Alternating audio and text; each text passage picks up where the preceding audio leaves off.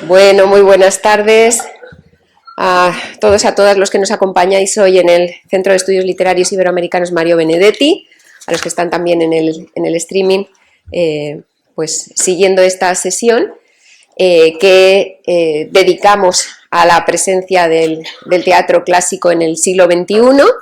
En esta ocasión, por las características de la charla, pues hemos preferido que fuera más bien un encuentro petit comité, que no hubiera mucho público, porque nos interesaba también, bueno, si hay un poquito de tiempo al final, ya veremos, pues si hay voluntarios, voluntarias que quieran ayudar a nuestra ponente a recitar el verso, pues estarán muy bienvenidos.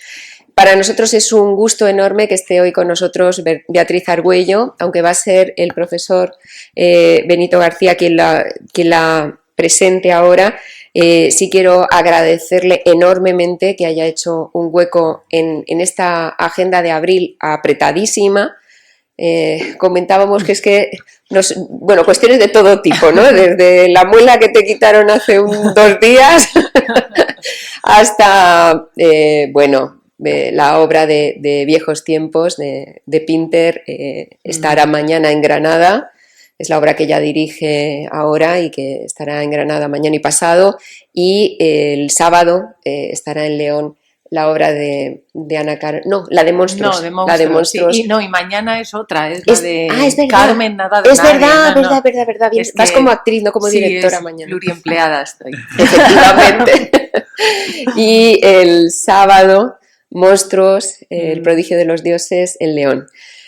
Y en ese huequecito le hemos pedido que viniera a hablarnos de una cuestión que nos interesa especialmente en el máster en estudios literarios, que es el verso del siglo de oro, y que hemos abierto en esta ocasión también al alumnado que quisiera acercarse del máster en arte dramático aplicado, porque Beatriz Argüello, sin duda, una de nuestras grandes actrices de teatro clásico en general, pero de teatro clásico, porque es muy difícil hacer que el verso suene como ella lo hace sonar. Así que le pedimos que viniera, y aunque ahora su currículum nos lo van a explicar más detenidamente, desde aquí, Beatriz, muchísimas gracias por este huequecito. Así que, bueno, Benito, todo tuyo. Muchas gracias, Beatriz. Bueno, pues es un tremendo placer poder presentar a Beatriz Argüello, un privilegio que haya encontrado ese hueco para acompañarnos en esta tarde. Estamos frente a una de las profesionales del teatro más reputadas en la escena nacional, con una amplísima trayectoria, premios y una formación excepcional, como veréis cuando lea alguna de estas líneas. Beatriz Argüello se diplomó en Artes Escénicas, estudio e interpretación en la Escuela de Arte Dramático de Ángel Gutiérrez y con José Luis Gómez en el Teatro de la Abadía, y formó parte de la primera promoción de actores de esta institución, que es una de las instituciones con una mayor reputación en la producción teatral en nuestro país desde hace ya varias décadas. Se ha formado en danza clásica y contemporánea en el Real Conservatorio del Escoral. Ha participado en seminarios con Jacques Lecoq, Mauricio Escaparro, Agustín García Calvo, Tapa Sudana o Marcello Magni, lo cual da una idea de la interdisciplinariedad de las distintas formaciones que ha ido recibiendo con esa presencia rítmica. Y me llama mucho la atención de Agustín García Calvo y su la prosodia. Exacto, y su trabajo prosódico, que es como una de los buques insignia, ¿no?, de la métrica y de la prosodia en el clasicismo. Ha sido bailarina en la compañía profesional de danza Alabama Dance Theatre en Estados Unidos y como actriz y directora ha participado en más de 20 montajes en diversas compañías, trabajando bajo la dirección de directores como Elena Pimienta, Eduardo Vasco, Gerardo Vera, Natalia Menéndez, Miguel Arcos, Xavier Alberti y José Luis Gómez. Ha recibido 2 importantísimos premios de la escena nacional, el premio Miguel Miura a la mejor actriz de teatro en 2016 y fue nominada a la mejor actriz de reparto en los premios Thalía de 2023.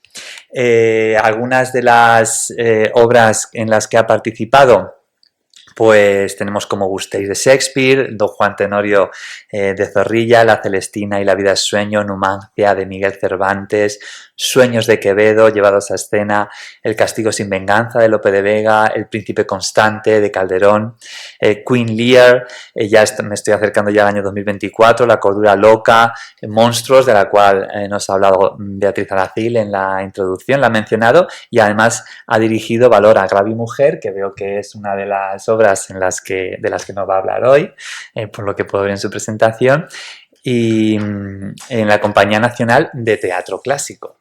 Y sin más, pues le cedo la palabra a Beatriz Argüello. Muchísimas gracias de nuevo por acompañarnos y deseando escucharles. Qué bien. Pues nada, gracias a vosotros y a vosotras por venir, gracias por invitarme a esta charla, a este coloquio, que quiero que sea participativo, que no sea una cosa unilateral mía, que os dé aquí una conferencia, sino que, bueno, que haya luego un diálogo también, ¿no? De preguntas, de curiosidades que os puedan surgir a lo largo de la charla.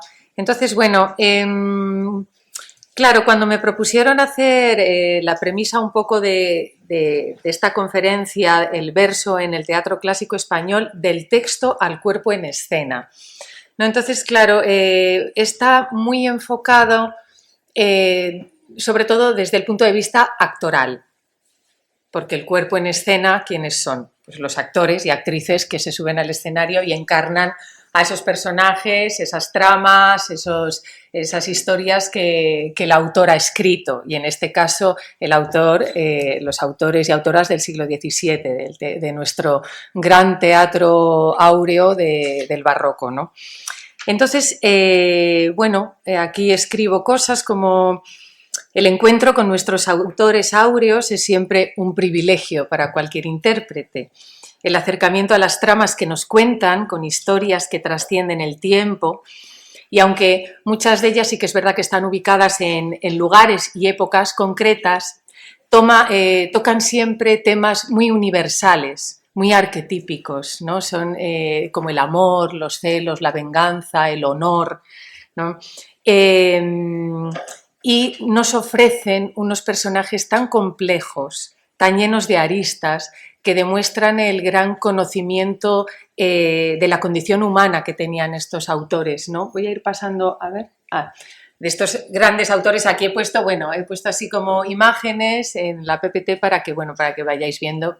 Estos no son todos, por supuesto, ni todos ni todas, ¿no? Pero bueno, algunos ejemplos de estos magníficos autores y autoras, ¿no? Cuando cae en nuestras manos un texto en verso, puede aparecer a nivel actoral un cierto temor a este tipo de teatro, por cómo se interpreta y sobre todo por cómo se habla, por cómo se expresa el verso, ¿no? La estructura formal del verso puede dar una sensación de constreñimiento del lenguaje, es verdad, ¿no? De esas figuras retóricas que utiliza, muchas veces incomprensibles, ¿no? En una primera lectura. También está el peso de la tradición ante estos grandes autores, ¿no? Y que de pronto está Lope de Vega, Calderón de la Barca, Tirso, Ana Caro. Entonces es como ese peso que puede también cohibirnos, ¿no? Y luego toda la cantidad infinita de estudios que hay sobre ellos, de investigadores que han entregado su vida profesional al estudio de las comedias áureas. Todo esto puede provocar un cierto peso en la responsabilidad de los actores, pero tenemos que acercarnos a ellos como una oportunidad para aprender, una oportunidad para jugar con un espíritu de aventura. Esto no solo los actores, sino cualquiera que se acerque desde muchos ámbitos, tanto del estudio universitario como de los creativos. Siempre es una oportunidad de aprender de ellos, que nos tienen mucho que contar y mucho que enseñar. Los actores nos nutrimos de la acción, del conflicto presente en el momento escénico, somos acción, y el teatro barroco, si algo tiene, es que es pura acción. No es un teatro psicologista, no es un teatro de un subtexto demasiado elaborado, es juego, es acción, es dinamismo. Los personajes pasan de un estado a otro en cuestión de segundos. De pronto, ¡ay, de mí! Pasan, ¿no? Entonces hay que tener el alma y el cuerpo muy preparados para abordar ese juego que nos proponen, muy teatral, ¿no? El teatro barroco es pura acción, puro juego. Tenemos que ser curiosos, leer no solo la obra de teatro que vamos a representar, sino conocer en la medida de lo posible al autor-autora en su contexto histórico, político, otras obras suyas, de sus coetáneos, para luego centrarnos ya en el personaje que vamos a interpretar. A mí, por ejemplo, me apasiona el acercarme al personaje, al carácter que voy a encarnar desde un punto de vista muy real. ¿Qué quiere decir esto? No me gusta demasiado llamar personaje, porque esa palabra para mí tiene como una cierta connotación, un poco de verla como desde arriba, un poco no peyorativa, pero un poquito, ¿no? Me gusta hablar de personas, de encarnar a personas. Pensemos que en inglés, por ejemplo, no se dice personaje, se dice character. You are going to play a character. Tú vas a jugar un carácter, ¿no? Entonces, para ello, por ejemplo, imagino que esa persona ha vivido históricamente o vive ahora en algún lugar del mundo, en nuestro momento, y eso ayuda a acercarnos a ellos y ellas de una manera muy horizontal. No caer tampoco en los estereotipos y verlos más allá de un adjetivo. Por ejemplo, Otelo es celoso, Doña Inés es buena, Casandra es vengativa, ¿no? Los seres humanos somos mucho más complejos que esto. Entonces, a la hora de abordar este carácter, a la hora de abordar el trabajo interpretativo de esta persona, no seamos reduccionistas, no lo simplifiquemos, porque estos magníficos autores no lo hacían. Entonces, honrémoslos con ellos, ¿no? Sí que es verdad que hay unos ciertos arquetipos en el teatro barroco. Está la dama, el galán, el criado, que es el gracioso, pero dentro de eso hay tantas posibilidades. La dama es un estatus social, pero eso no significa que a lo mejor tenga sentimientos muy bajos en algún momento de la función, que caigan en un estado muy miserable a nivel de humanidad para luego recomponerse. Entonces, no caer en los estereotipos creo que ayuda a acercarnos a ese carácter, a esa persona, ¿no? Hasta ahora podríamos verlo como un trabajo de cualquier tipo de teatro, incluso de cine, televisión, el acercarnos al intérprete, a la persona que va a encarnar. ¿Qué sucede con el teatro barroco? ¿Qué plus tiene que lo diferencia de todo lo demás? Es la estructura versal. Nos encontramos con personas que hablan de otra manera. En España, en castellano, antiguo y de otra manera. Entonces, claro, esto es un añadido que no ocurre en otro tipo de teatro. El verso es poesía hablada, es música verbal y se rige por unas normas que hay que tener en cuenta. La pausa versal, las sinalezas, los hemistiquios y demás. Pero no pensemos en el verso como una estructura rígida, sino como un material vivo, ¿no? El verso que no nos aprisione, que nos sostenga, ¿no? Entonces, es necesario conocer la estructura, claro, es necesario conocer la técnica, es necesario practicarla y hacer muchos ejercicios, pero es necesario olvidarla en el escenario, que no nos constriña, que no se nos vuelva una cárcel, al contrario, es algo que nos sostiene y que poco a poco de tanta repetición, ¿no? En francés los ensayos son repetition, ¿no? Como se diga, no sé hablar francés, pero bueno, esta cosa de repetir, llega un momento que ya te olvidas y lo haces de una manera natural, ¿no? Todas esas normas estructurales del verso. También nos puede parecer complicado el significado, ¿no? ¿Qué están diciendo? ¿De qué hablan en estos largos parlamentos, ¿no? Llenos de metáforas, de elipsis? Pueden que hablen de un suceso, de un sentimiento, de un objetivo, pero con tantas figuras retóricas a veces es muy difícil seguir el discurso, ¿no?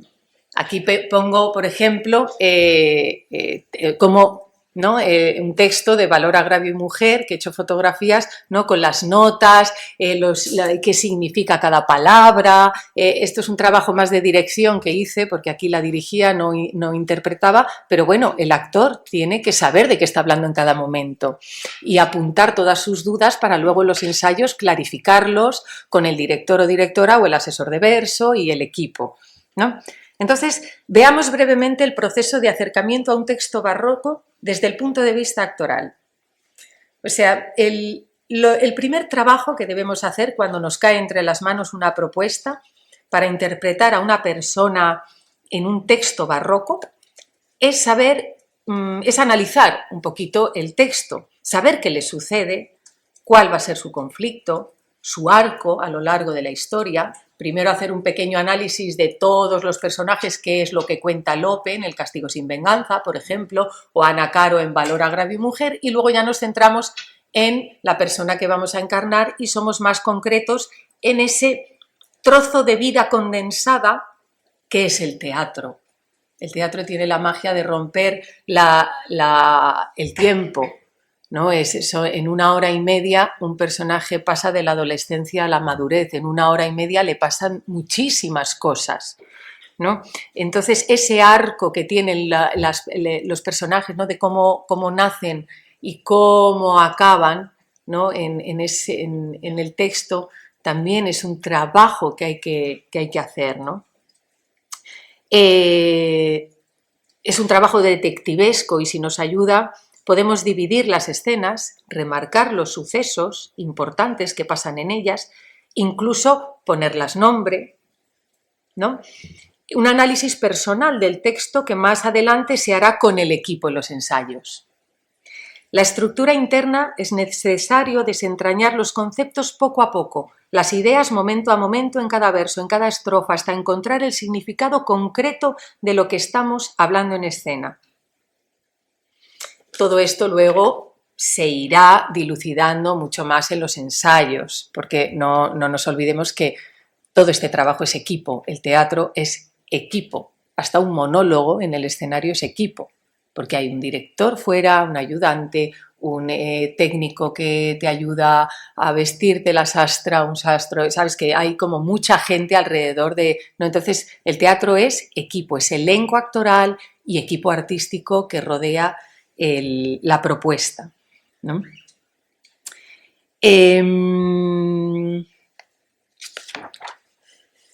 Vale. Y luego está la estructura externa, que sería, aquí vemos otro ejemplo también, que es el encuentro con la métrica, después de hacer ese análisis interno de qué sucede, qué objetivo tienen, en qué época está contada, un poquito todo lo que tiene que ver con la historia, con los sucesos, las aventuras que van a correr estos personajes. La estructura externa sería el encuentro con la métrica, ¿no?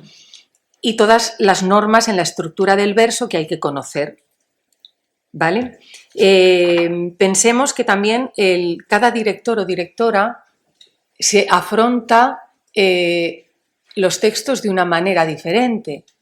Hay directores que le dan mucho peso al trabajo estructural del verso, otros que de pronto te dicen que lo enlaces para hacerlo más continuo. Tú como actor o actriz tienes que estar totalmente flexible a todo eso, no encerrarte en una manera, sino, bueno, es la propuesta del director la que hay que defender luego. Entonces, el actor, actriz, no tiene por qué ser un experto teórico tampoco en métrica, y recordemos que el actor es acción, es cuerpo, es voz y alma sobre el escenario, es la vida del teatro. Hay actores que se acercan al verso desde una manera muy intuitiva, muy musical, ¿no? Porque el teatro es música, entonces hay personas que de pronto lo cogen, pero porque tienen un oído musical fino, o tocan un instrumento, o cantan, y de pronto dices, claro, ¿no? Entonces, bueno, lo que decíamos antes es el conocer la técnica es como todo. El trabajo de los actores tenemos que ejercitarnos mucho, tenemos que controlar nuestra palabra, nuestra locución, la proyección de la voz, el cuerpo, pero luego no podemos estar pensando en eso, en el escenario, hay que entregarse a la acción dramática. En cuanto estamos pensando en, ay, ya estoy moviendo los brazos mucho, ya estás fuera ya te has desconcentrado. Entonces, toda la técnica está para luego olvidarla. Eso nos da la libertad.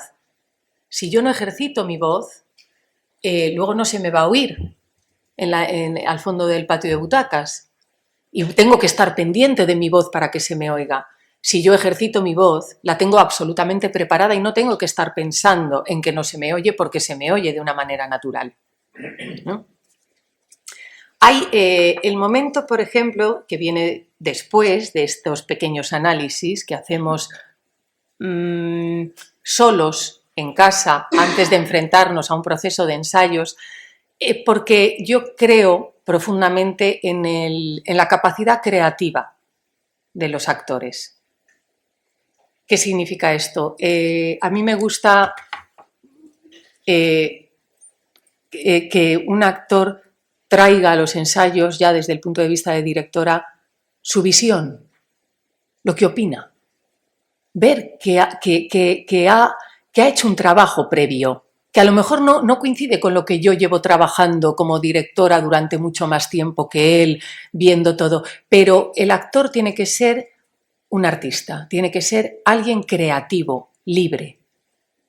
Entonces, todo este trabajo previo a los ensayos, de inspiración también, ¿no? De cómo me encuentro con Cassandra, por ejemplo, del Castigo sin venganza, y de pronto me lleva a Fedra, por el mito de Fedra, que se enamora de su hijastro, y me voy a ver pinturas al Museo del Prado, o voy a ver esculturas, o de pronto veo, me recuerda Cassandra, una amiga mía, y cojo de ella una gestualidad que me ayuda. Hay que estar como muy porosos en nuestra vida para nutrirnos de ella artísticamente, ¿no? Y el actor tiene que estar muy vivo en eso, en los procesos creativos. El siguiente paso sería el paso de la memorización, claro, la memorización del texto, ¿no? Entonces aquí es un momento delicado porque en la memorización se corre el peligro de viciar el texto. Hay que acercarnos a una memorización. Yo, cuando tenía más tiempo, ahora ya, me gustaba mucho escribir, memorizaba escribiendo, pero hay que intentar aproximarse al texto memorizándolo de una manera muy neutral, porque sí que es verdad que yo me he encontrado con casos de que lo hacen de una manera, lo incorporas de una manera ese texto en casa, que cuando llegas a los ensayos y el director o directora te propone otra forma, cuesta muchísimo romper, ¿no? Porque te has acostumbrado a repetirlo en tu casa de una determinada manera. Entonces ahí los actores tenemos que hacer un trabajo de acercarnos desde una neutralidad, ser capaces de ser flexibles, de buscar distintas maneras de decirlo, para que luego no nos ocurra esto. Pensemos que cuando los actores y actrices llegamos el primer día de ensayos, el director y el equipo artístico llevan meses trabajando en el espectáculo, por lo que nos podrán contestar a muchas preguntas y resolver las dudas que tengamos sobre el texto, sobre la persona que vamos a encarnar. El trabajo del actor debe ser flexible por todo lo que he dicho antes, ¿no? Entonces, muchas veces imaginamos o descubrimos algo en la soledad de nuestra casa y cuando llegamos al ensayo vemos que el director nos pide lo contrario de lo que habíamos imaginado. Eso pasa muchísimo, ¿no? ¿Qué hacer en estas situaciones? ¿Cómo defender nuestra creatividad? Eso por lo que yo abogo, ¿no? ¿Cómo defender que un actor o actriz venga con algo o traiga algo que difiere totalmente a lo que pide el director? Si vemos que lo que nos propone el director es mejor, porque lleva mucho tiempo trabajando y conoce más que nosotros el asunto, lo aceptamos con alegría. Hay que también saber renunciar. ¿no? A nuestras propias ideas. Incluso los directores también tenemos que saber renunciar a nuestras propias ideas cuando de pronto un actor te ofrece algo que, ¿cómo es posible? Llevo tanto tiempo estudiándolo y de pronto lo hace y digo, sí, ¿no? Entonces, pero ¿cómo defender desde el punto actoral esa propuesta que a ti te parece buena? A través de la acción. El actor es acción, es decir, en la escena. Ahí es donde realmente se ve si algo funciona o no. De nada sirve decirle, no, pero es que yo creo que esto, porque aquí me viene mal sentarme, porque yo pienso que en este momento, hazlo. En la acción, en escena, en los ensayos, en el juego, se verá si de pronto lo que tú propones toma forma y un buen director acepta siempre las propuestas de los actores que de pronto proponen en la acción, en el juego, ¿no? Entonces, otro acercamiento a cómo yo veo el trabajo del verso en el cuerpo, en escena. Hay un ejercicio maravilloso que yo siempre hago, que es el ejercicio de sonido-sentido, ¿no? Que lo trabajábamos mucho en el Teatro de la Abadía con José Luis Gómez. Entonces, es un ejercicio muy activo en lo corporal que busca el sentido del verso, del discurso, a través de lo que él llamaba portadores de sentido, que suelen ser aquellas palabras que impulsan la acción dramática, que suelen ser los verbos, ¿no? Entonces, podemos, sentados, ir haciendo una especie de columna vertebral a través de las estrofas, ¿no? Que nos llevan a hacer más plausible, cuando digo plausible, digo comprensible, el texto barroco para nosotros y para el público. No olvidemos que si nosotros los actores no sabemos de qué estamos hablando, el público menos. Entonces, tenemos que ser muy rigurosos, saber qué estamos diciendo y servir el verso en el aire a ese oyente, ese espectador que tiene que entrar. Es verdad que en el teatro, en los montajes de teatro barroco, los 10 primeros minutos de siempre, yo por experiencia en todos, ya empieces con una tormenta que atrape al público a nivel sonoro, a nivel visual, pero cuando arranca la palabra en verso, ahí hay unos minutos que el público tiene que hacer el oído. Es como, claro, venimos además de una sociedad en que encima cada vez se habla peor, utilizamos menos vocabulario, ya no sabemos, ¿sabes qué es arrebol? O ya saben, ¿no? Entonces, de pronto es un lenguaje que el público tarda un poquito en acostumbrarse. Una vez que entra, ya, aunque no entienda todo, porque es muy difícil, pero es tan hermoso a nivel auditivo escucharlo que de pronto también es como la poesía, que te entra por otros canales, como la música, ¿no? Que tiene el impacto más emocional. Entonces, bueno, el cuidado de la palabra es fundamental, ¿no? Para que el público pueda gozar de los versos de nuestros autores. Entonces, en este ejercicio es muy bueno hacerlo una vez que tenemos memorizado el texto, porque nos permite ir buscando los portadores de sentido que más nos gusten, que más veamos que nos interesan, y es una especie de microdanza a nivel textual que nos flexibiliza mucho. Os voy a poner un ejemplo. Por ejemplo, he cogido este texto de Aquiles, del monstruo de los jardines, que además es el personaje que interpreto en el monstruo El prodigio de los dioses, que con dramaturgia de Aurora Parrilla, que vino el lunes a hablar de este tema. Entonces, para que veáis un poco el ejercicio en qué consiste, ¿no? Voy a coger el qué hay que mire, qué hay que advierta, este pequeño fragmento, ¿no? Entonces, ¿qué hay que mire? ¿Qué hay que advierta? ¿Qué hay que considere cuando sujeto a tirana fuerza, segunda vez solicitas reducirme a más estrecha prisión que echó a mal los años de mi edad tierna? Antes que viera del sol las luces, antes que viera de los cielos la armonía, ya toleraba mi estrella en la fe de la ignorancia el voto de la paciencia. Pero después que los vi y vi que juraba reina de la hermosura adeidarme a toda la naturaleza, ¿cómo quieres que otra vez sin ellos viva y sin ella y me consuele de hallarla tan solo para perderla? Claro, yo elijo mi discurso, pero en vez de ¿qué hay que mire? ¿Qué hay que advierta? ¿Qué hay que considere? También puedo decir ¿qué hay que mire? ¿Notáis la diferencia, no? Ahora privilegio, ¿qué hay que mire? Privilegio hay. ¿Qué hay que mire? ¿Qué hay que advierta? Lo que pasa que me interesa la anáfora, que es la repetición que Calderón nos pone en el que hay, que hay, que hay. Porque ¿qué denota eso? Que Aquiles está...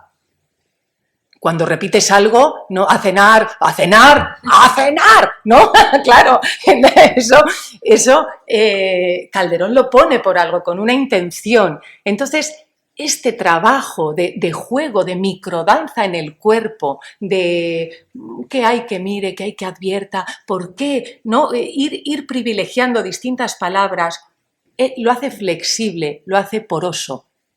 No hay una estructura de sentarme, bla, bla, bla, bla, bla, porque luego hay que ponerse de pie, ¿no? Entonces, bueno, este es un pequeñito ejemplo de cómo yo personalmente pues me enfrento a estos maravillosos textos tan complejos, ¿no? Bueno, nos adentramos. ¿Hay alguna pregunta? Hacemos un inciso si queréis, alguna curiosidad, algo que os apetezca comentar. ¿No? Bueno. Por la parte que nos toca a los profesores, ¿cómo ayuda esto también a la hora de pensar en cómo leer el verso en clase? Claro. Ayuda una barbaridad. Claro. ¿Qué has dicho del vertebrar? Sí. Es clave. Sí, sí. Sí, porque luego te das cuenta, claro, cómo hacer fácil lo difícil. El verso es muy complicado, es muy complejo. Y de pronto cuando ves una función que acaban, dices, pero si han estado hablando en verso, te olvidas, porque lo hacen fácil los actores, ¿no? Y a la hora de encontrar el sentido a nivel de profesores, ¿no? y de docencia también es complejo leerlo, es complejo, ¿no? Porque, bueno, pero el arte, para mí el arte es complejidad, ¿no? Entonces, no hay nada, seguimos. Vale. Bueno, he cogido un poquito el Castigo sin venganza de Lope de Vega. Bueno, aquí hay un pequeño... porque no sé si lo conocéis el texto, lo habéis leído, bueno, es una de las obras de senectud, un poco ya de mayor, de Lope, ya de cuando era el fénix de los ingenios, ¿no? Entonces, es una obra que trata sobre el honor, sobre el duque de Ferrara, se casa por conveniencia con Casandra, que llega a la corte de Ferrara y por el camino se encuentra con su hijastro, el hijo del duque de Ferrara, y tienen un flechazo, ¿no? Ella se va a casar con su padre, es su hijastro, ¿no? El duque de Ferrara se va de viaje y allí es donde empieza pues todo en palacio el idilio de ellos dos, ¿no? Y cuando vuelve el duque de Ferrara pues se venga de ellos de una manera un poco truculenta, ¿no? Haciendo que Federico, sin saberlo, mate a Casandra y luego maten a Federico. Es una de las grandes tragedias de nuestro siglo de oro. Os leo un poquito lo que decía Elena Pimenta, que fue la directora que dirigió este texto maravilloso en el que yo interpretaba a Cassandra. Esta crepuscular tragedia de honor oculta una profunda reflexión sobre el poder, la justicia, la responsabilidad, el amor y el deseo, ambientada en el contexto político de las ciudades-estado enfrentadas en la convulsa Italia de finales del 480. Es curioso cómo Lope,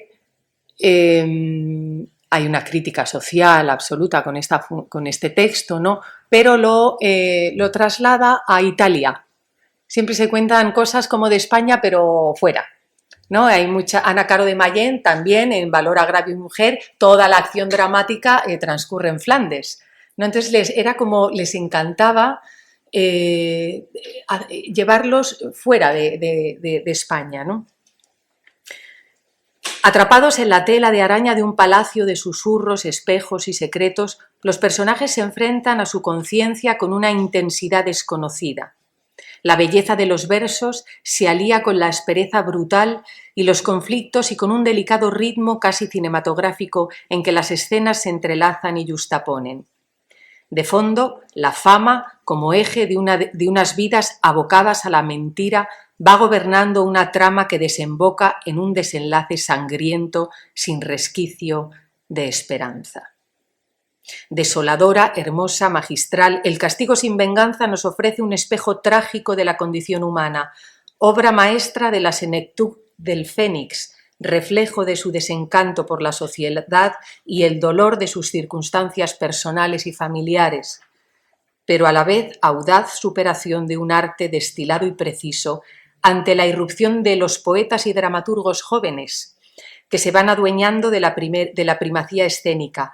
Este canto de cisne lopesco mantiene hoy la implacable vigencia del arte de la tragedia, un lúcido viaje a las sombras de nosotros mismos.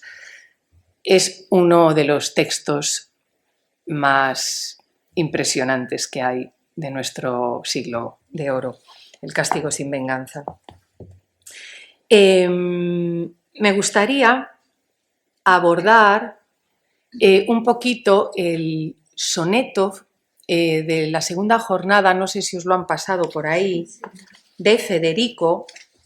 Federico es el hijo del duque de Ferrara, que se enamora a primera vista de su madrastra.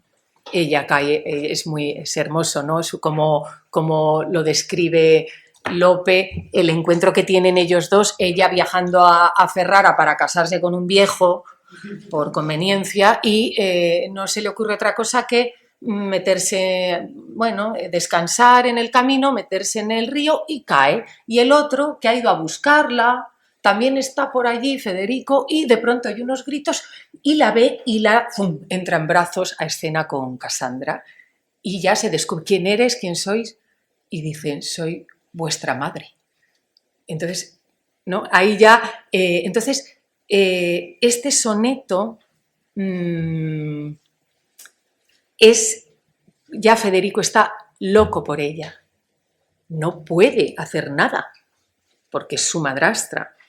Pero está que no vive, o sea, está totalmente enamorado, no sabemos si es amor verdadero o es una pasión desorbitada, hay mucha tensión sexual entre ellos, pero bueno, está todo en palacio ahí como con una tensión. Entonces, este soneto es una oda a ese pensamiento obsesivo que tiene, que no puede dejar de pensar en ella, ¿no?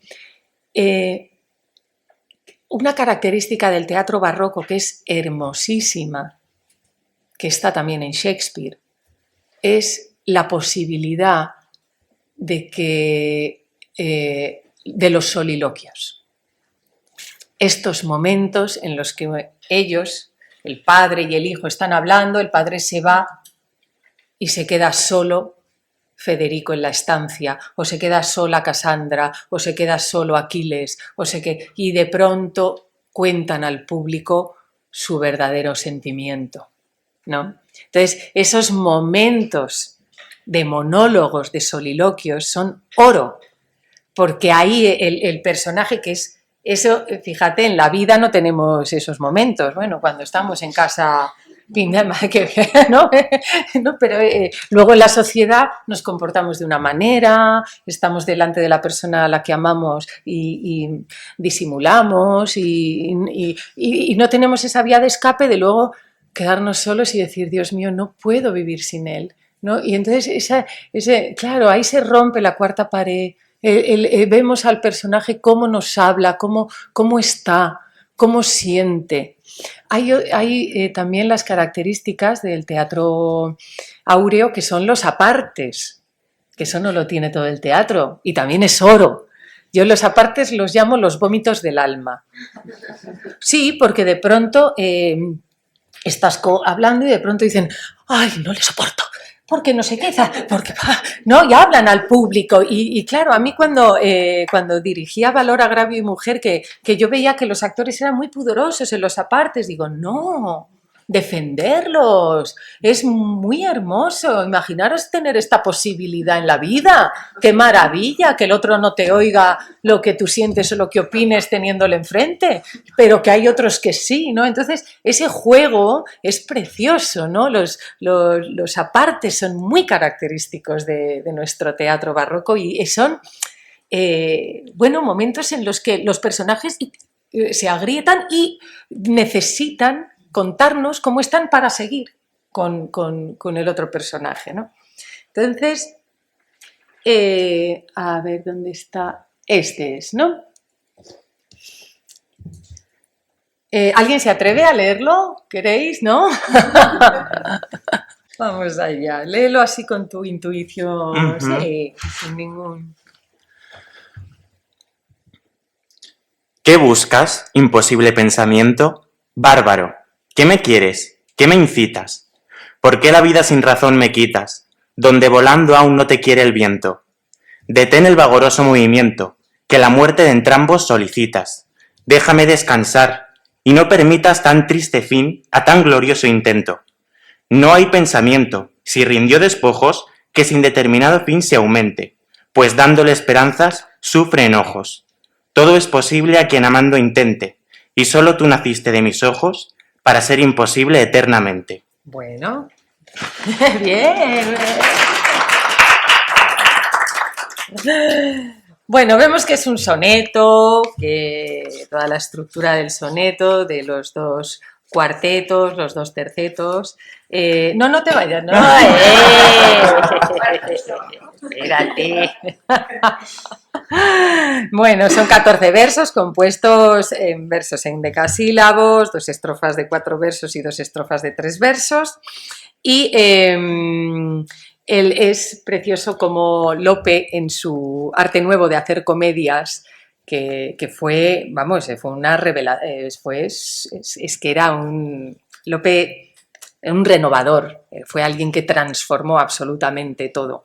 Entonces, este es como su catálogo de cómo escribir, como la nueva forma de escribir las comedias, rompiendo un poco toda la estructura aristotélica, de romper el tiempo, el espacio, mezclar la comedia con la tragedia. Entonces dice, las décimas son buenas para las quejas.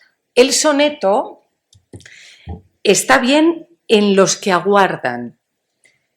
Las relaciones piden los romances, aunque en octavas lucen por extremo. Son los tercetos para cosas graves y para las de amor las redondillas. Entonces, ¿no? Es como... Entonces, los sonetos pone aquí que son para los que aguardan. Siempre se escribe un soneto, son los pensamientos más filosóficos,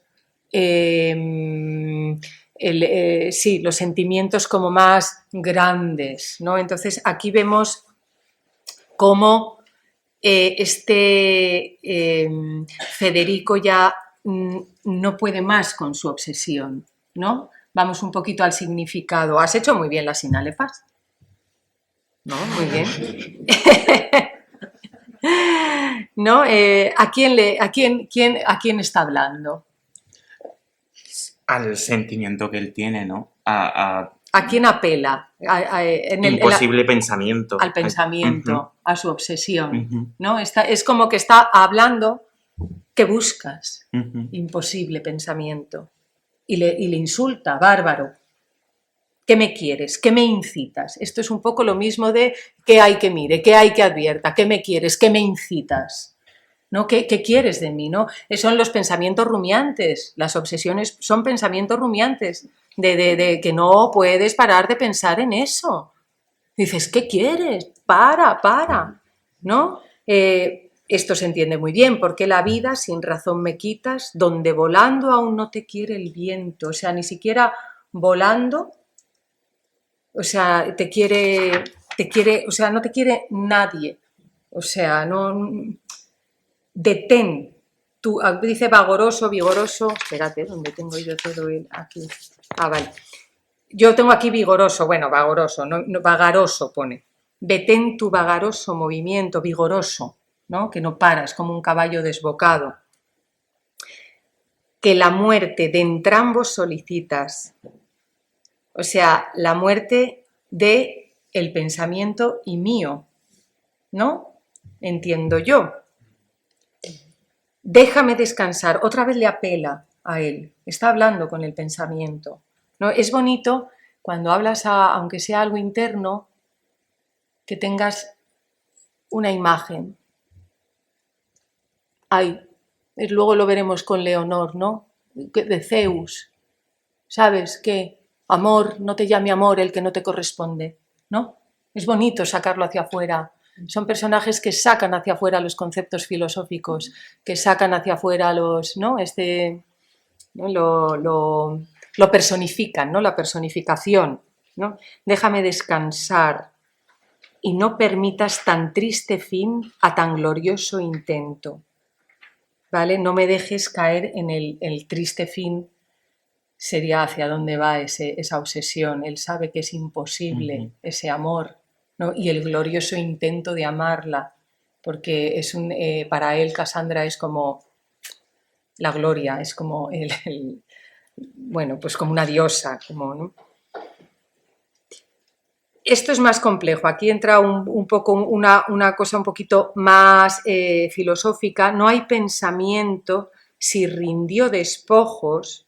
O sea, yo esto lo entendía como no hay pensamiento, el pensamiento que ha cedido al deseo. O sea, no hay pensamiento si ha cedido al deseo, al amor, si rindió despojos, que sin determinado fin se aumente, que no tiene un objetivo, pues dándole esperanzas sufre enojos.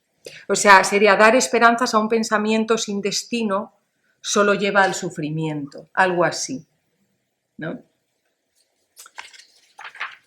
Todo es posible a quien amando intente, y solo tú naciste de mis ojos para ser imposible eternamente. Vale, solo tú es el pensamiento otra vez, que nació de los ojos al ver a Cassandra. Es complicado, esto se escapa un poco, pero esto es como ya ¿no? Para ser imposible eternamente, porque es imposible eternamente. Porque es un amor totalmente imposible, que no puede llevarlo a cabo, ¿no? Se va a quedar en su obsesión, jamás lo va a expresar, se va a quedar encerrado en sí mismo. Luego veremos, inmediatamente después entra Cassandra y lo suelta, ¿no? En las quintillas famosas, ¿no? Pero en este momento no sabemos qué va a hacer luego. En este momento él está totalmente obsesionado con su amor y lo único que quiere es descansar y no puede.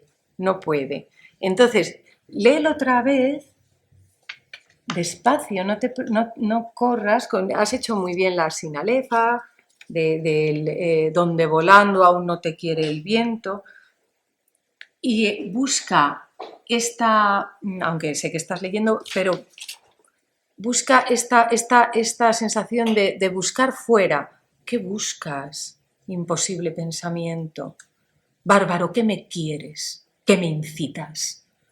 ¿Por qué la vida sin razón me quitas, donde volando aún no te quiere el viento? No, te está enojado porque está, ¿no?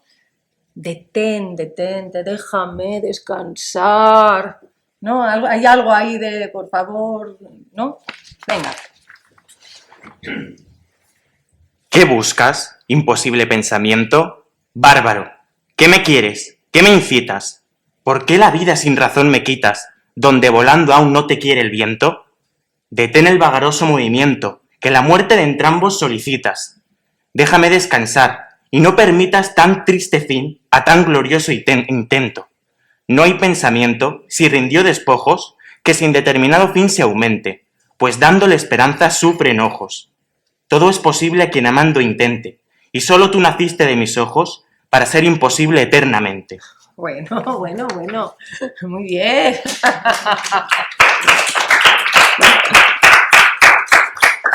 Bien, bueno, a ver, esto es un trabajo de estar muchas horas, de leerse bien la función, de ir desengranando, pero bueno, para que veáis, ¿no? que el verso es vida, está vivo. Todo. A mí me gusta mucho imaginar que estas personas nacieron, o sea, que hablan así siempre, desde pequeñitos, ¿no? Ya que volviendo un poco a la idea de que me gusta verlos como personas reales, ellos y ellas hablan así siempre. No hay, ¿no? Están en su casa y hablan en verso desde pequeños y de viejos y de siempre. Entonces también acercarse al verso desde esa ligereza también, ¿no? Desde ese arrojo, pero desde esa también, bueno, disciplina, pero sin que sea algo, ¿no? Entonces, bueno, muchas gracias. A ti.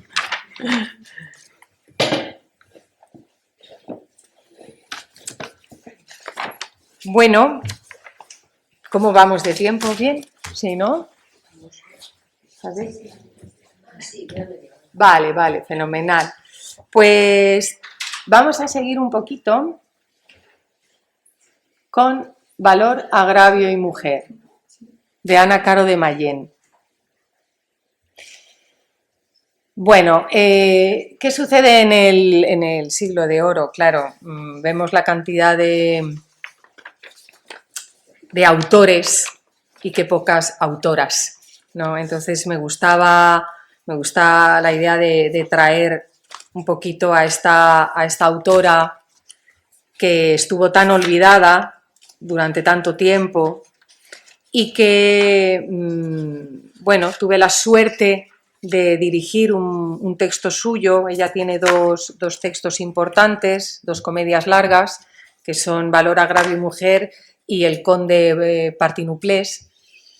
Y, bueno, pues vemos aquí que nació en 1590, murió en 1646 y fue una niña morisca adoptada por una familia en Sevilla y fue pues una de las, en aquel momento, una de las mujeres más inquietas, más conocedoras de la literatura contemporánea. Fue periodista también porque escribió varios sucesos en Madrid, en la corte, o sea, de cosas que pasaban, las escribía y volvió a Sevilla. Ella vivió en Sevilla hasta que murió de peste y desgraciadamente en aquella época, cuando moría alguien de peste, pues se quemaba todas sus pertenencias porque tenían miedo de que pudiese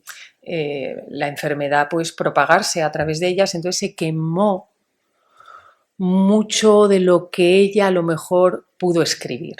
Nos han llegado estas dos, nos ha llegado algo de poesía también.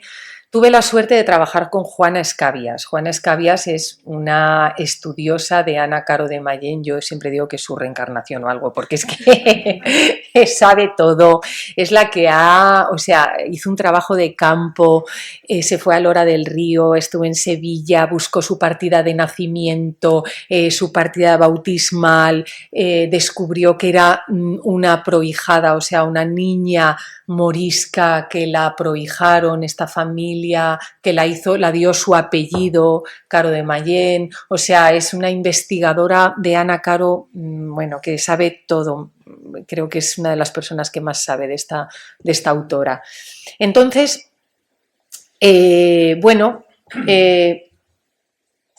Valor, agravio y mujer, escrita en 1643, es una obra de aventuras donde el personaje principal, que es doña Leonor, pues se enamora de don Juan, tienen un idilio y don Juan de la noche a la mañana se va a Flandes dejándola deshonrada porque se ha acostado con él. Y entonces ella, ni corta ni perezosa, se viste de chico, coge a su criado y se embarca para Flandes para matarle directamente. Cuando llega allí se encuentra con que don Juan ya se ha olvidado de ella y está enamorado de la condesa, de una condesa de allí, ¿no? Entonces, a partir de ahí ya empiezan todos los enredos que hace doña Leonor para vengarse de su honra perdida con don Juan. Se enamora a la condesa se enamora de ella, ella está disfrazada de hombre, entonces, bueno, se hace ahí un triángulo amoroso muy teatral, muy divertido, que sucede a lo largo del teatro barroco. Pensemos que la figura de la mujer travestida es muy, muy común. Era un elemento sensual y un elemento erótico en aquella época que llegó a estar prohibido representar comedias de mujeres travestidas porque, claro, pensemos que aquí en España había actrices, en Inglaterra no, en Inglaterra eran los actores más jovencitos los que interpretaban a Julieta, a todos los personajes femeninos, pero aquí en España había actrices, había empresarias, directoras, o sea, el papel de la mujer estaban presentes. Entonces, ¿qué pasaba? Que claro, en los vestuarios cuando hacían de damas eran pues, las grandes faldas, solo podían verse los tobillitos y tal, pero cuando se travestían de chicos salían con medias. Entonces aquello era, bueno, los corrales de comedias debió ser, claro, entonces se llegó a prohibir durante una temporada porque es que era como algo muy, ¿no? Como muy erótico, ¿no? Para la población y demás. Bueno, entonces las mujeres travestidas pues también se da en Tirso, en Don Gil de las Calzas Verdes, en Shakespeare, en Como gustéis, en Noche de Reyes. Bueno, es como un elemento teatral, un recurso teatral que se repite, ¿no? en muchas de las comedias, ¿no? Es curioso, fijaos que adelantada Ana Caro de Mayén a su tiempo cuando a través de un personaje de Valor, agravio y mujer que es Ribete, que es el criado de doña Leonor, en un encuentro que tiene con Tomillo en la corte, voy a ir pasando ya las fotitos. Bueno, aquí mira, antes de leeros esto es un poco para que veáis el proceso, como aquí estuve más, fui la directora, para que veáis un poquito desde el punto de vista de la versión, ¿no? Aquí pues estoy con Juana Escabias trabajando la versión. Rosa García Andújar hizo el vestuario y veis un poco el paso, ¿no? De los figurines al vestuario de verdad, ¿no? De ellas y, ¿no? Vemos también la escenografía, la luz. Esto fue el proceso creativo con los actores. Julia Piera interpretaba a doña Leonor, había pelea de espadas, ¿no? Veis un poquito cómo era en la sala de ensayos, veis las actrices con las faldas de ensayos y luego cómo fue en el escenario, ¿no? El paso que hay de la sala de ensayos a la función. ¿Ves? Aquí está también los ensayos y luego cómo quedó luego sobre el escenario.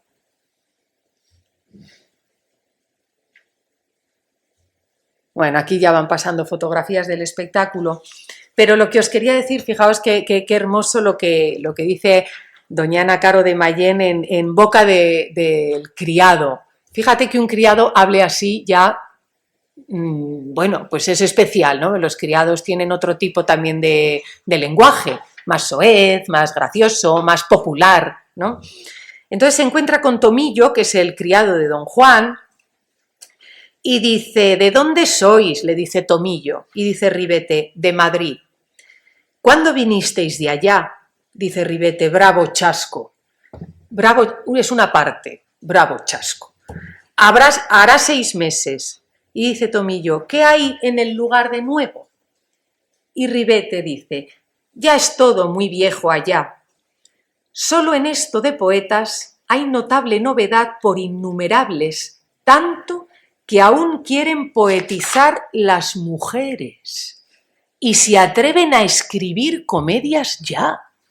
Y Tomillo, que es más garrulo, dice, válgame Dios, pues no fuera mejor coser e hilar, mujeres poetas. Y dice Ribete, sí, mas no es nuevo, pues están Argentaria, Safo, Areta, Blesilla y más de 1 millar de modernas que hoy a Italia lustre soberano dan, disculpando la osadía de su nueva vanidad. O sea, fíjate, pone, ¿no?, cómo un criado dice, cuidado, que las mujeres ya están escribiendo, y el otro dice, ¿qué dice? No están, ¿sabes?, que estén en casa bordando, ¿no? Entonces, hay una crítica social por parte de la autora, hablando de las mujeres poetas, ¿no? Entonces, es maravilloso como Ana Caro de Mayén, pues, ¿no?, pone en valor, pues, esta figura femenina de, bueno, el lugar que le corresponde, ¿no? Aquí, este romance en rima UE, que es de doña Leonor, al final de la primera jornada, es maravilloso cuando este es otro soliloquio, como el soneto de Federico, ¿no? Se queda sola después de descubrir que don Juan está enamorado de una tal condesa que vive allí en Holanda, ¿no? Y entonces ella se queda sola y se desploma, pasando por muchos estados a lo largo del monólogo final, y aquí acaba la primera jornada, ¿no? Entonces, nadie se atreve a leerlo. No. Bueno, pues lo leo yo, venga.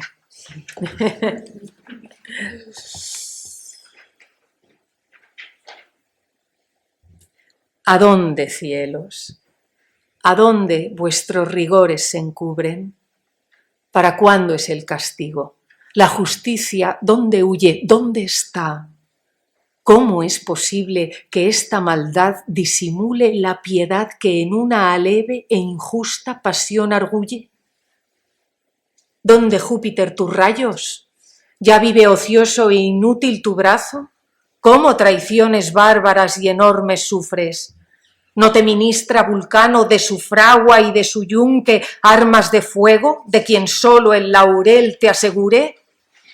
Tan mal se premia el amor, que a un número lo reduce un hombre de tal fineza y que de noble presume. ¿Qué es esto, desdichas? ¿Cómo tanta verdad se desluce, tanto afecto se malogra, tal calidad se destruye, tal sangre se deshonora, tal recato se reduce a opiniones, tal honor, cómo se apura y consume? Yo, aborrecida y sin honra, ¿tal maldad los cielos sufren? ¿Mi nobleza despreciada? ¿Mi clara opinión sin lustre? ¿Sin premio mi voluntad? ¿Mi fe, que las altas nubes pasó y llegó a las estrellas?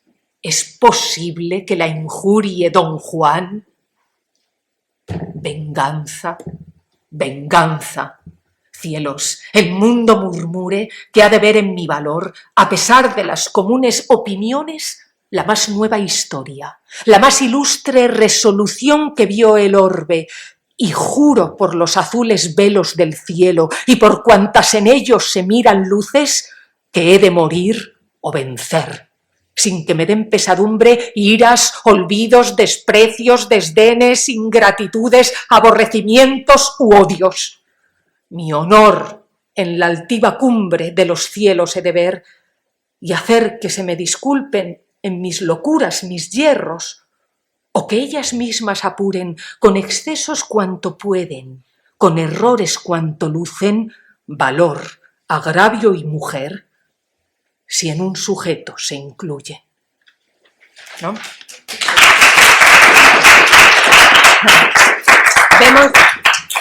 Vemos a Leonor cómo pasa de la más absoluta desesperación, vulnerabilidad, pidiendo ayuda a los dioses. Esta obra es muy pagana, está llena de elementos mitológicos, ¿no?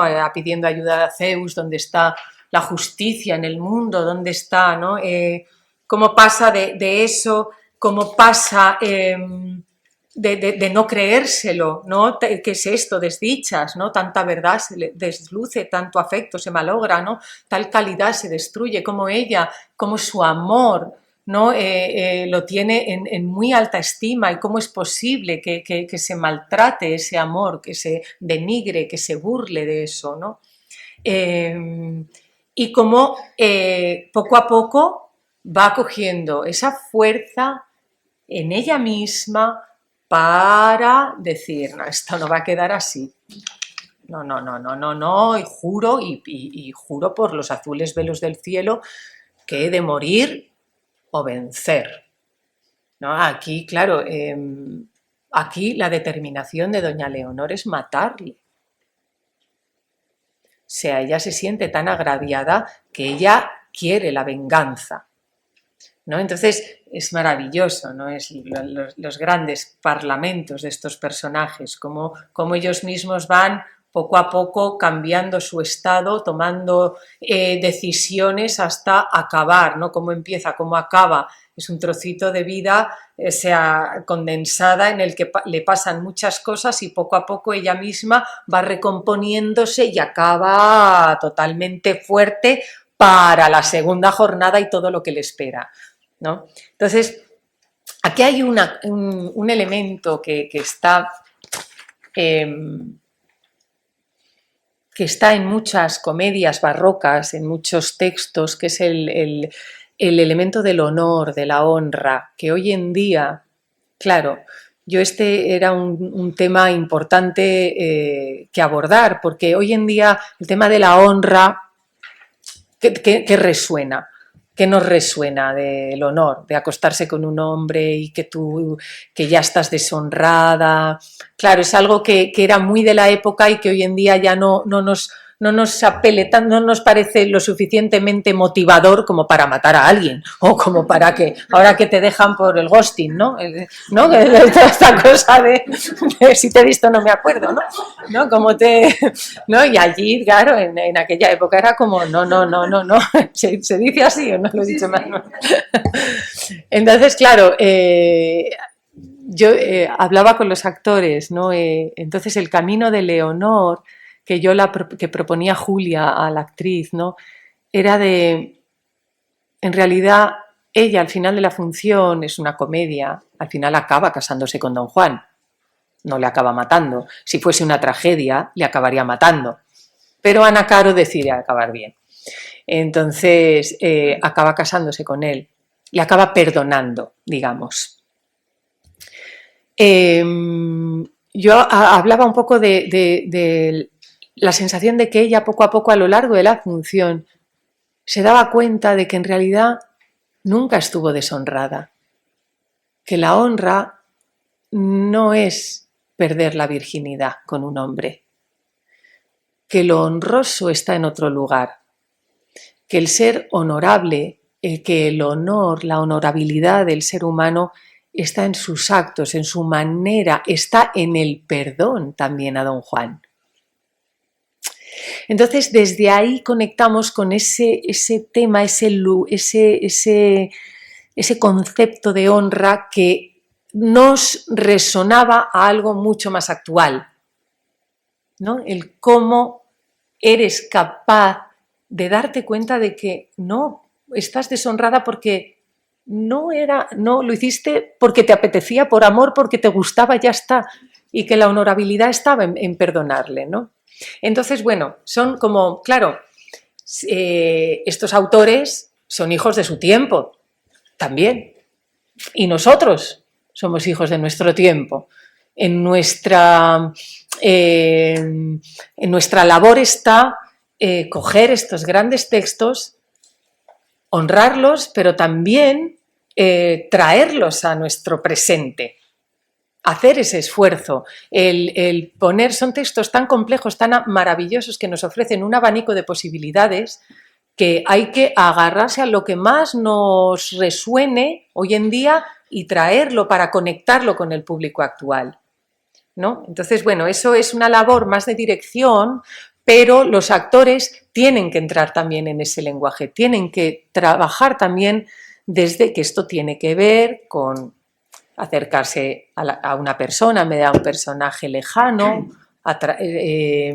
que hablen así fuera del escenario, imaginárnoslos en su casa, imaginárnoslos en nosotros mismos, la pantalla imaginaria, ¿no? de lo que había.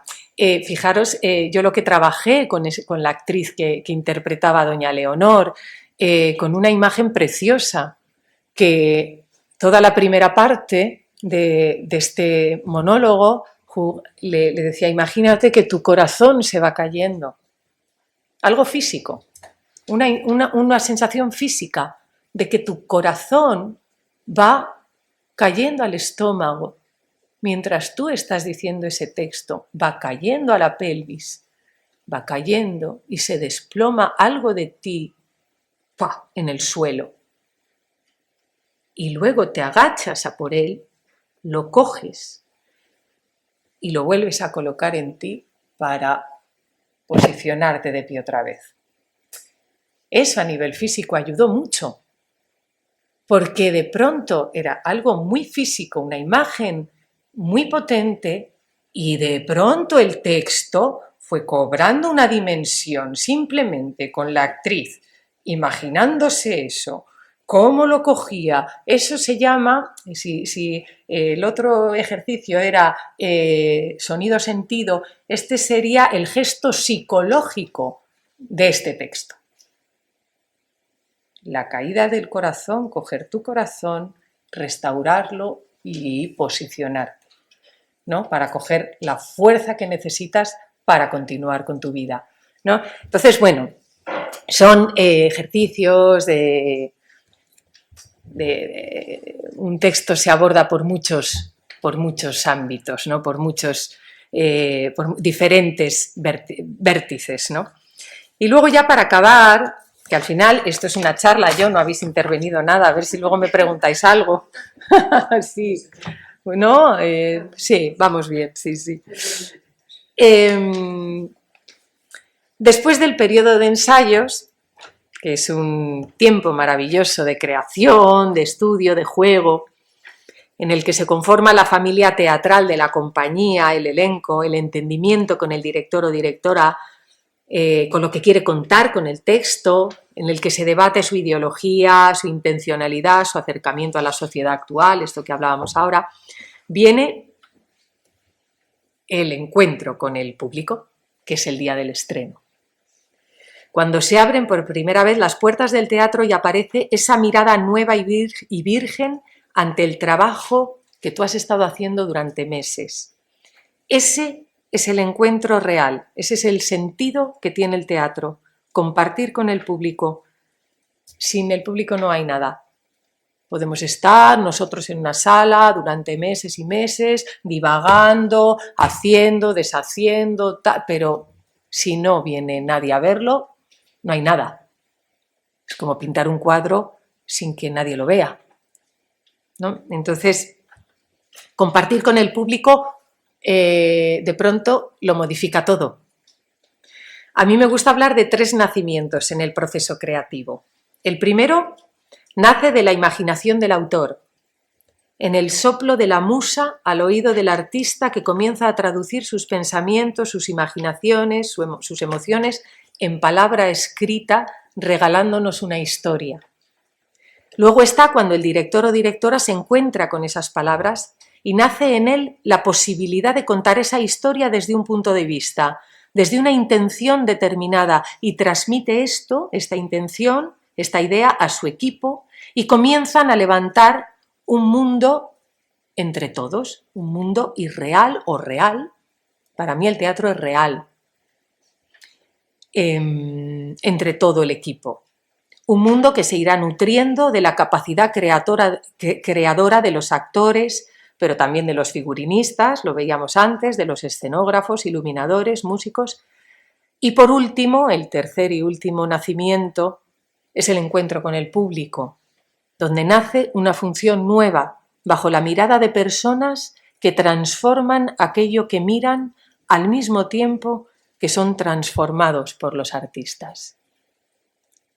Hay muchas veces que en los ensayos pasas la función y de pronto el día del estreno el público se ríe en partes donde tú ni has montado un gag cómico, ni el actor o actriz lo hace para hacer gracia, y de pronto sucede algo inesperado que claro, de pronto modifica todo. Y los actores se recolocan en otro... Ya hay como, claro, es un diálogo, el teatro es un encuentro entre el público y los artistas en el escenario. El director ya es como un hijo que lo ven nacer, es adolescente y se va de casa. Entonces, una vez que se estrena, la propuesta pasa a ser de los actores. Son los actores los que van a defender eso cada tarde. Cada tarde es una posibilidad nueva de mejorar la tarde anterior, de transformar. El público parece que no, pero condiciona muchísimo. No es lo mismo hacer una función en Alicante que la misma función en La Coruña, por ejemplo, o en Sevilla, o en Cataluña, o en Madrid. La cultura de cada ciudad, las tradiciones, cómo se acercan Entonces, por eso es un arte absolutamente vivo. Vivo, es el arte del presente que se desvanece según se hace, es así de cruel, no queda testigo a no ser que se grabe, pero eso ya es otra cosa, solo queda vivo en la memoria de aquel que algo le ha transformado, en la memoria del espectador. Por eso es tan efímero y tan grandioso al mismo tiempo. ¿Alguna pregunta? ¿Alguna...? Es un topicazo, pero ¿con qué personaje te quedas? ¿Con qué persona del siglo de oro has dicho, wow, esta es la que más me entusiasma? Cassandra me gustó mucho. Es una buenísima persona. Me pareció... La compadecía mucho. Porque al final creo que se volvió loca antes de morir. Ahí ya yo jugaba, me gustaba jugar con esa posibilidad, porque creo que cuando al final Cassandra, enamorada de su hijastro y tienen el idilio y luego cuando llega su marido, de pronto Federico da un vuelco de 160 grados y dice que no, que ya no quiere seguir con ella, que está loca, que no. Y ella, ¿cómo? O sea, no da crédito, que no, ella quiere seguir con él. Y él dice que no. Entonces ella entra en un estado absoluto de desquiciamiento, de querer, de decir, cobarde, eres un cobarde. O sea, Cassandra, si Federico hubiese dicho vámonos de la corte, ella se hubiese ido con él, abandonando a su marido, le hubiese dado igual, pero no, de pronto se sintió abandonada, encerrada, y creo que bueno, que sí. Entonces yo la quería mucho, la compadecía mucho, sí. Luego hay otro personaje que me encantó, que me dio muchísimas satisfacciones, que fue el demonio en El mágico prodigioso, de Calderón. Una obra que es un trasunto de Fausto, que claro, imaginaos hacer de demonio, el demonio. Y entonces dices, bueno, en fin, a ver, ¿esto qué es? ¿No? Entonces, claro, ahí fue un trabajo muy físico, porque trabajamos mucho desde una cojera. Claro, el demonio es el Luzbel, el ángel caído, que llega a buscar el alma de Cipriano, que es el protagonista, quiere su alma si le da a la mujer a la que ama. Y al final pactan con sangre y se queda con su alma. Lo que pasa que al final de la función es una obra, digamos, más católica, más una vertiente más religiosa. Y al final, bueno, Cipriano logra salvarse por intercesión del alma de, bueno, un poco como doña Inés, don Juan, Tenorio, en fin, estas cosas. Pero claro, de pronto, acercarte a un personaje, o sea, esto sí que ya es una locura, porque es el mal absoluto, es que no hay otro peor, es que no hay nadie peor que el demonio. Entonces sí que me acuerdo de trabajar mucho en la energía negativa, el sentido del humor macabro, luego la cojera, que luego me ponía también una lentilla amarilla, y el otro, que no se ve mucho en el teatro, pero sí se veía una mirada como rara, y me hacía ver por este ojo también como todo un poquito amarillento. Entonces entraba como una especie, luego con unas varas en las manos, hacía así, mis manos eran larguísimas, era como una especie de comedia de magia. Entonces ese lo disfruté muchísimo, porque era ya una teatralidad absoluta del mal, un juego fantástico, fantasioso y muy, muy divertido, muy divertido. Me acuerdo que estábamos en Zamora, estrenamos allí, y encima el director, Juan Carlos Pérez de la Fuente, me puso horrible, claro, bueno, me puso con un casquete luterano así, o sea, la he puesto así, con una capa, con un cuello, una capa enorme. Yo salía como tal y me ponía con bueno, una escena con la dama, que yo escupía, bueno, era una cosa horrible de ver. Y me acuerdo que estábamos ensayando ya en un ensayo general, y de pronto acabo de hacer esa escena, tal, miro al patio de butacas y veo al director con mi hijo pequeñito, que tenía 2 años, Pelayo, así. Y yo digo, y miro al director, dice, mira, ¿quién se ha colado? Te ha visto toda la escena. Y yo diciendo, vamos a ver, o sea, pero qué horror. Yo, por favor, ¿te has asustado, cariño? ¿Te has asustado? Dice, no, pero si yo sabía que eras mi mamá. Digo, menos mal, porque de pronto fue como, qué horror que me vea así. No, entonces, él solo me veía a mí un poco enfadada, pero no. Digo, menos mal, ¿no? Que no entró en el... No, entonces, ese personaje también fue muy, muy divertido de hacer, sí. El teatro barroco a mí me ha dado unas experiencias maravillosas. Es un privilegio, lo decía al principio, es un privilegio acercarse a él desde todos los puntos de vista, actoral, de dirección, de escenografía, vestuario, estudiosos, de clases, es tan rico, tan profundo.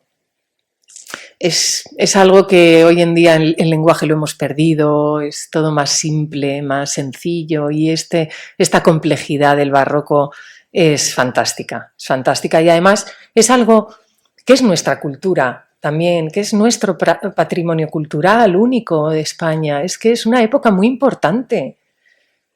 Lo que pasa es que nosotros tenemos esta cosa de siempre valorar más lo de fuera, ¿no? Hay algo ahí como que de pronto Shakespeare, que dices, no, perdona, o sea, allí tienen a Shakespeare, ¿vale? Y nosotros aquí tenemos a Calderón, a Lope, a Tirso, a Ana Caro, a Cervantes.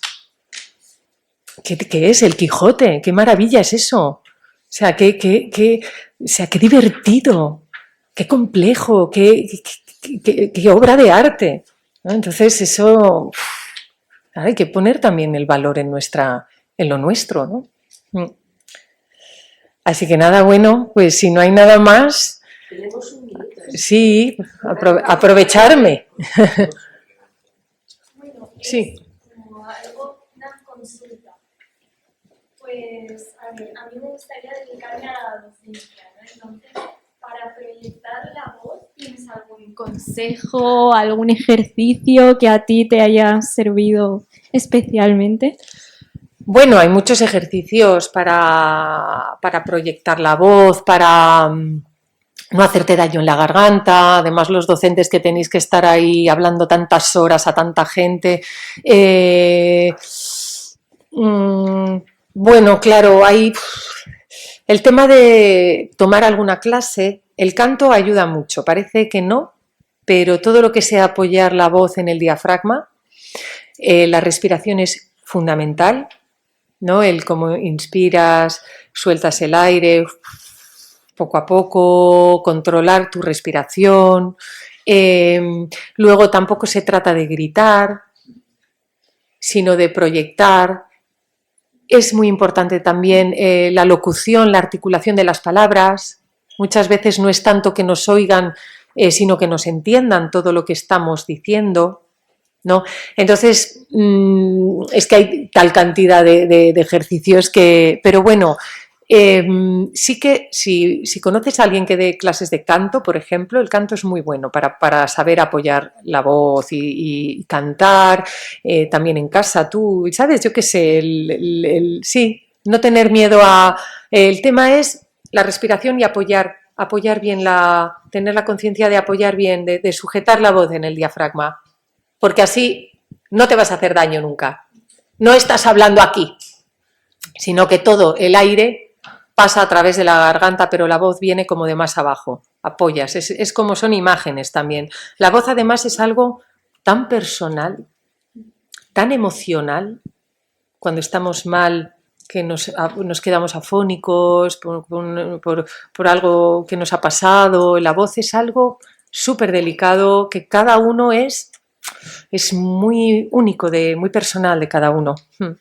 Bueno, es que no sé si te ha ayudado, pero... Bueno, muchísimas gracias. Bueno, lo mío era muy corto porque justo a partir de lo que te había preguntado Beatriz, habiendo trabajado tanto de directora como de actriz, a la hora de abordar los personajes decías que, claro, a lo mejor los directores tienen un conocimiento, un entendimiento más grande de la obra, pero al final es más íntimo trabajarlo desde la parte actoral. Entonces, ¿cómo ha sido para ti y qué diferencias destacarías tú entre esas dos aproximaciones a cada personaje? Como actriz y como directora, sí, son dos trabajos muy distintos, son distintos. Como directora, la engloba todo. O sea, la función está en la cabeza del director.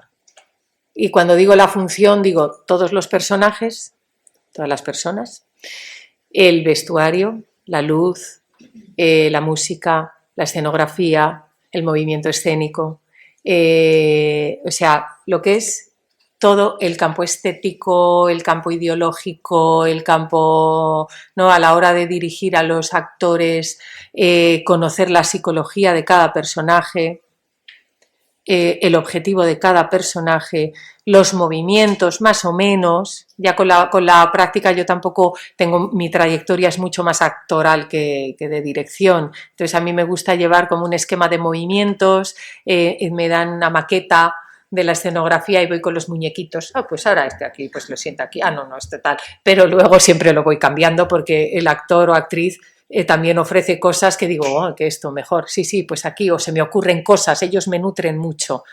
Me dejo nutrir mucho por los actores, me gusta porque soy actriz, entonces también me gusta mucho acompañarlos. Las ventajas que esto lo hablábamos antes comiendo, Beatriz y yo, las ventajas de ser actriz y directora es que les conozco. Conozco cuando de pronto están inseguros, cuando de pronto están que bueno, ya lo tiene, cuando de pronto necesitan un cuidado un poquito más especial, cuando se duermen en los laureles, cuando... No, es como que conozco muy bien la psicología de los actores, porque yo lo he vivido y sé lo que es estar perdido en el escenario, no entenderme, no entender al director, no te gusta, veo cuando de pronto propones y hay una resistencia, esto no es lo que yo quería hacer, ¿no? Y como poco a poco vas, ¿no? El trabajo de dirección es también un trabajo muy psicológico, ¿no? Cada actor necesita también, ¿no? Cosas distintas. El trabajo de actriz, claro, yo me centro en lo mío, en mi personaje, en la persona que voy a encarnar, en el arco de ese carácter, de esa sensibilidad. Yo me encargo de ofrecer todo lo que tengo a Lope, a los versos, a la propuesta de dirección, a que de pronto me vistan de una manera determinada, y es que yo visto así siempre, con ese miriñaque, y saber moverlo en escena como si fuese en vaqueros. Entonces, esos son acercamientos totalmente distintos, y los dos muy apasionantes. ¿Con cuál te quedas? Ahora estoy más en el mundo de la dirección, pero yo soy carne de escenario. y sí, no puedo dejar de estar en el escenario, creo. Ahora, bueno, siempre hay un impasse. Tampoco es verdad porque mañana salgo al escenario, o sea, estoy trabajando como actriz, pero bueno, ahora sí que me gusta mucho el trabajo de dirección y me siento muy cómoda también, que no todos los actores se sienten cómodos en el trabajo de dirección, pero yo es un lugar, el estar desde fuera, que me resulta como muy natural.